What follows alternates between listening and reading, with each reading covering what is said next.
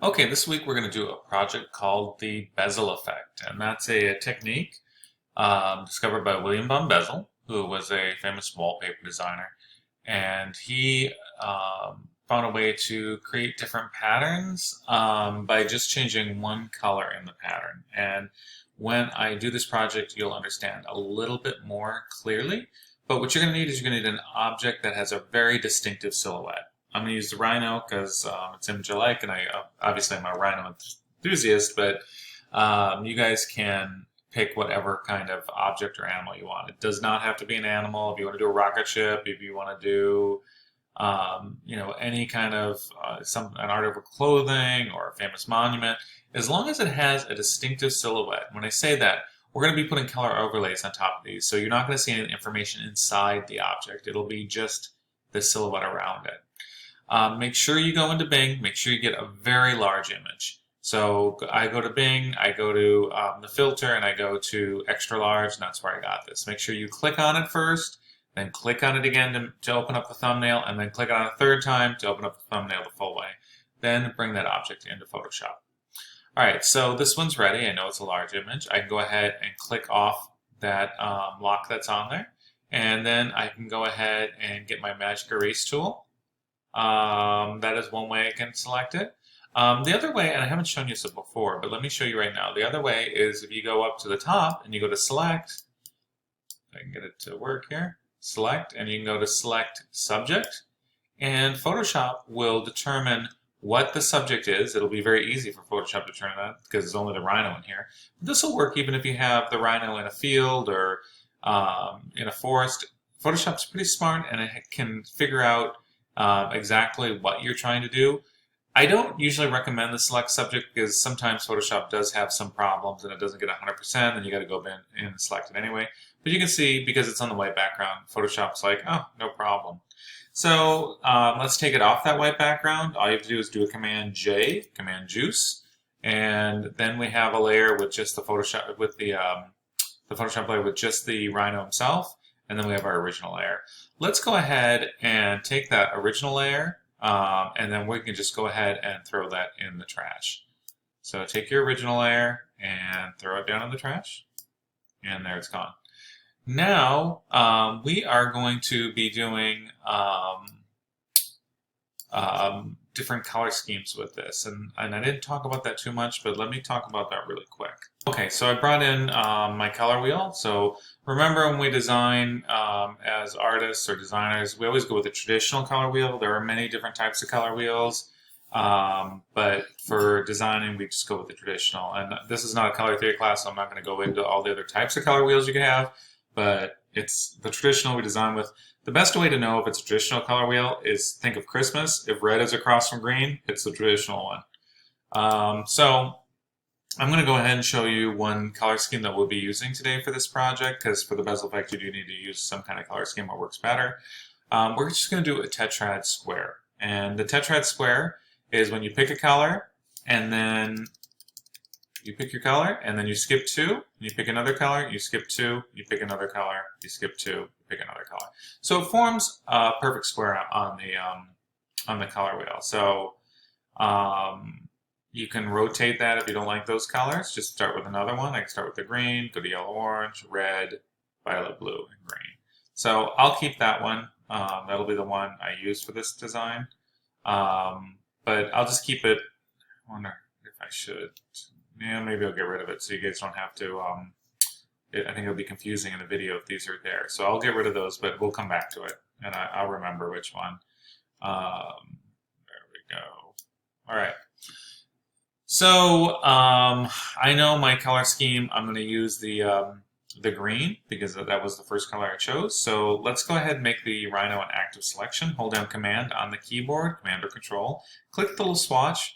We want to make sure we have, when we go over the swatch and our move tool goes over there, we have the little square that's happening with the dotted lines. When we click, it should make it an active selection.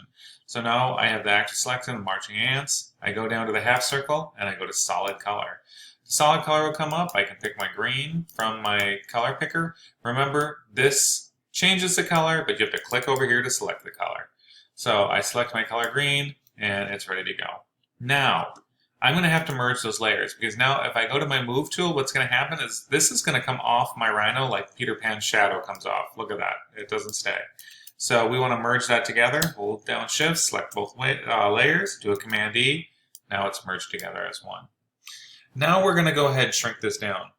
Do a Command T, it shrinks down. Hold down, or you don't have to hold down anything. They've changed that in Photoshop. You used to have to hold down Shift.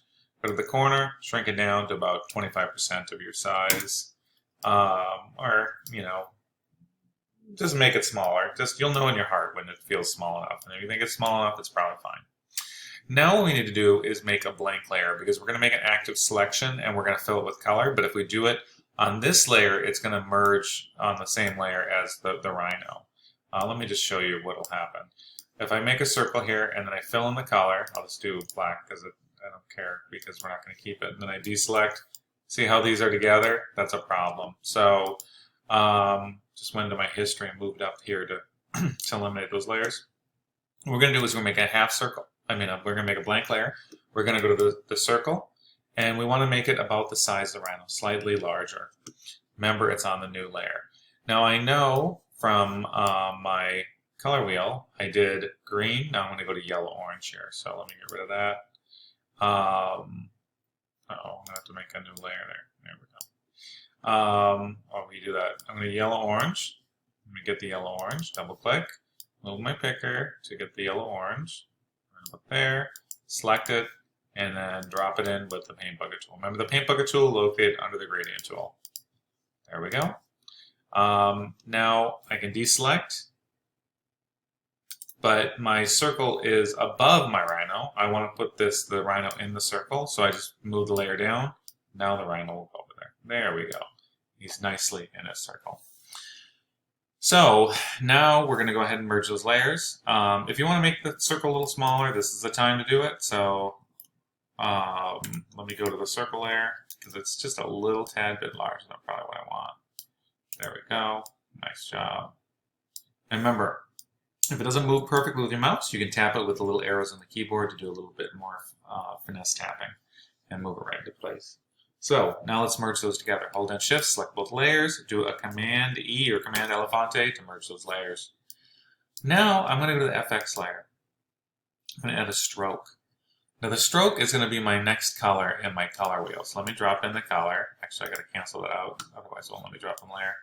Drop in the layer, and so we have the yellow-orange, and we're going to go to red. So delete that. Now when I do my stroke, with the FX layer, hit stroke, I know this needs to be red. It's more of a, there we go, that red. There we go. Now make sure it's on the outside. A lot of times it's preset to inside, and let's make the stroke nice and thick. There we go. Hit OK. Now, these effects are not merged on the layer. If we want to get rid of them, we can click off the eye, or we can drag them into the trash if we wanted to. We want to merge them on the layer. So make a blank layer, hold down Shift, select both layers, do a Command E. Now they're permanently on that layer. Now what we're going to do is we're going to set up a design. And it can be any design that you want. It doesn't have to be the exact one I did. I prefer you guys kind of play around with it. So I'm going to make this a little bit smaller. And we want to make some kind of pattern here. So I'll hold down Option with the Move tool. And I'll just do a couple rhinos across. And then I will do Command T and shrink this one down. And I will do another one here. Now when they're all located here and they're all selected, now if I'm on the Move tool and I click and drag, I can select all these layers at once, hold down Option, because all the layers are selected. Now look at that. They're all going at once. There we go. Now this is going to be the start of my pattern. So let's just say I'm happy with that. Let me merge them all. Again, the Move tool, I click. Anything that this box touches, it's going to select. If you look over at the Layers palette, as the box goes over any of those objects, they're being selected. Now they're all selected. Once they're all selected, I do a Command E. Now it's one layer. Now I'm going to go ahead and make another blank layer. Drop that layer to the bottom, and I'm going to go ahead and put some stripes in here, and those are going to be part of my pattern. I'll do that with the rectangular marquee tool. When I'm putting in the stripes, I start way above the the artboard, and I click and drag, and I go way below. So that'll be my first stripe. It's going to be my last color on my color wheel. Let me see if I can put this in. I should have. This is the problem with not having it there for you guys in the object. There we go. Let me put here. There we go. So my last color, I go over, and it's going to be violet blue. So throw this one in the trash. Back to what I was doing there. Drag to the bottom, and now again, way above. The secret is click way above, drag it, and go way below. Then let go. Now I'm going to go over here, get my violet blue. And say OK. It's ready to go. I see it here. I see it up here. Put it in the paint bucket tool. It's only going to be where the active selection is, and I drop it in. Now let me go ahead and stripe this by just holding on Option, click and drag, click and drag, click and drag. I'm going to try to space it out so it's perfect. Just kind of eyeballing it there. Click and drag, click and drag, click and drag, click and drag. I could have done a better job. It's not perfect. All right. So now I have my stripes. I have my background. Now this is the secret to the bezel effect. I'm going to make my blank layer. Put it to the bottom. The secret to the bezel effect is that one of the colors has to be repeated twice. So I have to repeat either the green twice, the orange twice, or the red twice. If you repeat more than one color twice, that's great because it gives you options, but you at least have to have one color repeated twice. So I'm going to go ahead and do the green.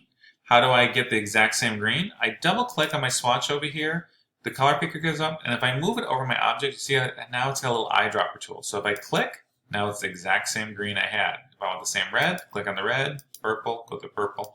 I'm going to go with that green, hit OK. Now I'm on that blank layer on the bottom, drop it in with anywhere. Oh, it's not happening. Hang on, I might have something selected. Command D. There we go. I don't know if something was selected there, but now I've got my pattern done. So this will be the pattern I'm going to use for my bezel effect. It's going to be one side of the pattern. I need to go ahead and merge these layers. Hold down Shift, select the layers so they're all in the light gray. Command E, merge together. All right, now this is going to be a little bit trickier. I'm going to do Command minus to get more space on the screen. I'm going to go to the crop tool. The crop tool is located 1, 2, 3, 4, 5 down. Now the crop tool, normally we shrink the image, but we're going to actually increase the size of the board. And by doing that, we're going to click over here and stretch it out. And now I'm going to be able to double the size of my canvas. I hit return. Now don't worry if it's not the same size. As long as it's bigger, you're fine. Go back to the move tool, hold down Option, click and drag, and there we go. Now we're ready for our bezel effect because we have two identical halves. The bezel effect is not a mirror image, it's identical image. I'll go back to my crop tool and I will shrink that down to where it's the size of the board, hit return. Now I'm ready to go. They're on two different layers. That's perfect because then when I go back in and I change the colors, I don't have to do an active selection because it won't change anything on the other layer because it's on another layer. So I'm going to go to my swatch, double click on it. I'm going to select, I'll select the red here, hit OK. Now remember, I can change one color on one side, but I can't add a new color. So when you're done with the bezel effect, you're going to have both colors on both sides, and the pattern should change. So I can try making the rhinos red. This does change the pattern a little bit. Whereas here, the red rhinos come forward. Here they go backwards.